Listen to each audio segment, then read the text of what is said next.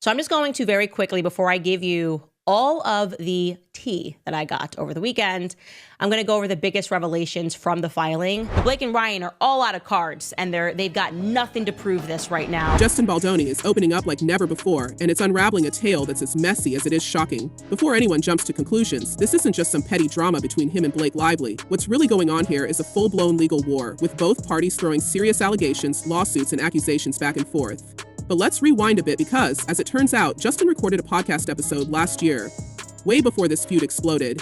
And in it, he revealed just how much he was struggling. And now as the public watches this chaotic fallout unfold, it's impossible not to look at Justin's words in a new, almost eerie light. It's just this weird thing that women do. I don't know why, but we lie to each other on the internet. I see it all the time. I want to call it out. I want to be like the internet police and be like, that's not true.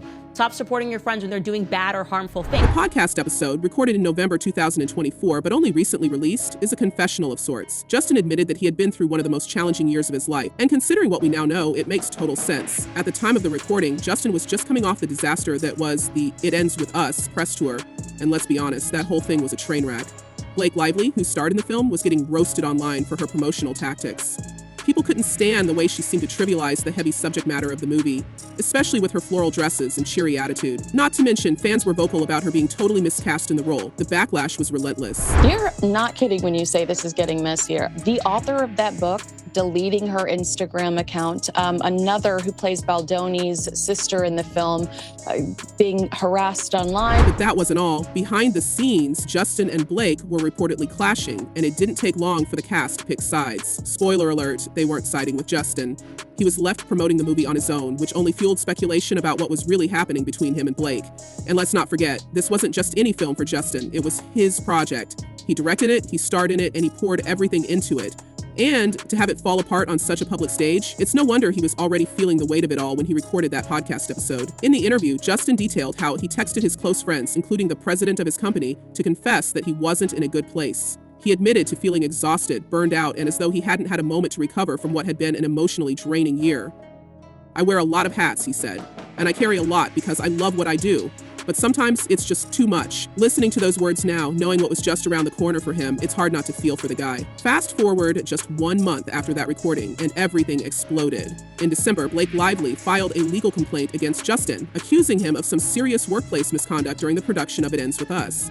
The New York Times then dropped a bombshell article that detailed her allegations, and suddenly, the world was getting a behind-the-scenes look at the chaos that had been brewing on set. The situation didn't stop there. Oh no, it spiraled out of control with a flurry of lawsuits. By February, 6 separate legal cases were tied to this mess. Blake sued Justin. Justin sued Blake. Justin sued the New York Times. Blake's publicist was dragged into it, and even a crisis PR expert named Jed Wallace filed a lawsuit. It's like every person who even remotely touched this project was suddenly lawyering up. They believe that it's a continuation of the smear campaign that Blake initially claims happened while they were promoting the film. And while all of this was happening, people started to dig into Blake's past comments. A resurfaced clip from a Forbes summit where she talked about wanting more creative control in her roles began making the rounds. In the clip, Blake candidly admitted that she didn't want to just be an actor. She wanted to be involved in every aspect of a project. She said she often felt like she was stepping on toes because directors and producers weren't expecting her to assert herself the way she did. At the time, her comments seemed empowering, but now, in light of the ongoing legal battle, people are seeing them in a completely different light. Was this ambition of hers part of what caused the rift with Justin?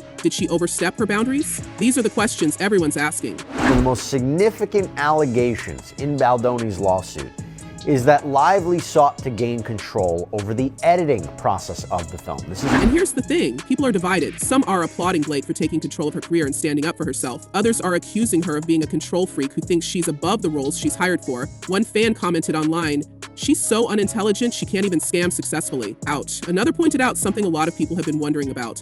It's so weird that with all the businesses she and Ryan buy, they don't have their own production company. I feel like it's because they want to see brands, not art. They are just commodities, they aren't real actors. It's a harsh critique, but it raises an interesting point. Blake and Ryan have their hands in so many ventures. Why haven't they just created their own studio if they want so much control? And we also need to stop being so ADHD where we're only into stories at the very beginning of them and we never see them through. Like, we need to bring back true investigative reporting. Meanwhile, Justin's been dealing with his own set of challenges. In that same podcast episode, he admitted to feeling like an imposter. "I feel like an imposter all the time," he said. "I take on more than I can chew. I overcommit. I say yes to things out of fear. I people please." It's a brutally honest admission, especially coming from someone who's been painted as a villain in this whole saga. He also talked about how he tries to be radically sincere and authentic in his work, but it's clear that the pressure of everything, from his career to his personal life, has been taking its toll. As for the lawsuits, they're not just about the legal claims anymore. This has become a full-blown PR war. Both sides are fighting not just in court, but in the court of public opinion. Blake's team has been digging into Justin's phone records, trying to expose what they claim is a deliberate smear campaign against her. Meanwhile, Justin's team is accusing Blake and Ryan of orchestrating a narrative to make him look like the bad guy. It's a he said, she said situation, but with millions of dollars and reputations on the line. We can now all agree that the moral crimes committed here by Ryan Reynolds against Justin Baldoni have amounted to high treason. And then there's the question of Taylor Swift. Yes, Taylor Swift. Somehow she's been dragged into this mess too. Blake and Taylor are famously close, and Justin's team allegedly viewed Taylor's fan base as a potential weapon in this battle. One document from Justin's crisis PR team mentioned the same fan base overlap, suggesting they were preparing for the possibility of Swifties rallying behind Blake. It's wild to think about, but it just goes to show how far-reaching this drama has become. If there's one thing Justin's team has been banking on, it's flipping the narrative. Sources close to the actor have hinted that his legal team has compiled a treasure trove of evidence, including texts, emails, and even behind-the-scenes footage to counter Blake's claims.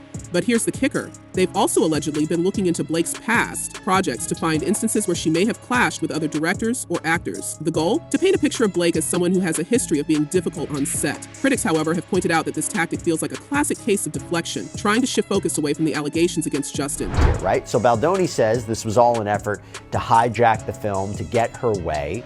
Lively claims she was the victim of harassment in a hostile work environment. Not surprising. Meanwhile, some fans have started to question the role Ryan Reynolds has played in all of this. As Blake's husband and someone who was reportedly present during key moments of the It Ends With Us production, Ryan has been accused of using his influence to amplify Blake's claims. Insiders close to Justin's camp have even suggested that Ryan's connections in Hollywood have made it harder for Justin to get support from other industry players. Justin and Haymayer have, it's a bold accusation, but not entirely far-fetched, given Ryan and Blake's powerhouse status in the entertainment world. And let's not forget, Ryan himself has faced his fair share of backlash in the past for being overly controlling in his business ventures. Adding to the complexity, the public itself seems to be split down the middle. One side sees Blake and Ryan as a couple standing up against workplace misconduct and fighting for accountability. The other side views the pair as leveraging their fame to crush anyone who dares to cross them. Social media has been flooded with takes from both camps, with some fans pointing out inconsistencies in Blake's timeline of events and others criticizing Justin for releasing selectively edited footage to the press. It's a mess, to say the least, and the court of public opinion is just as divided as the legal one promises to be. But this is such a interpretation of perspective, because I watched the footage, and I'm sure we all have, and it's very easy. At the end of the day, this whole situation is a tangled web of egos, ambition, and power plays. Justin is trying to salvage his career and reputation, while Blake is fighting to prove she's not the villain she's been made out to be. But here's the real question. Does anyone actually win in a situation like this? Both of their careers have taken a hit, and the public seems to be growing tired of the spectacle. What do you think? Is Blake Lively justified in fighting for creative control, or did she overstep her boundaries? And will Justin Baldoni ever recover from this legal and emotional fallout? Let us know your thoughts in the comments below. Thanks for watching, and we'll see you in the next video.